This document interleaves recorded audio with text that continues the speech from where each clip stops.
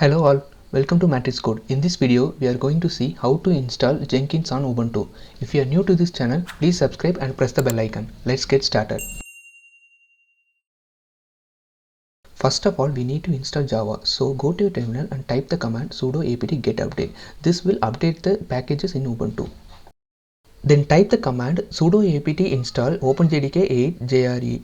This will install Java in your system. Press Y and enter to continue. To check whether the Java is correctly installed or not, type the command java-version.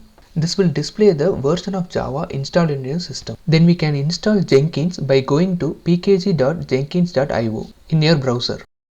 In this, we need to select our OS. In my case, I will go with Debian stable. Then copy the commands one by one listed over here and paste it on the terminal. Then this command, then this command, then this command. Press Y and enter to continue.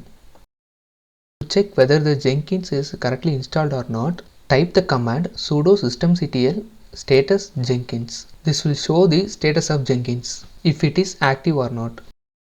Jenkins will run on its default port 8080. If you are using your local machine, just go to localhost 8080. In my case, I am using VM, so I stick with my public IP.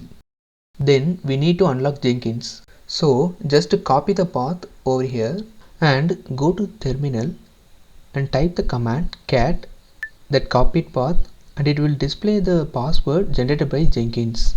This admin's password which is used to unlock Jenkins. Just copy the password and paste it over here and click continue.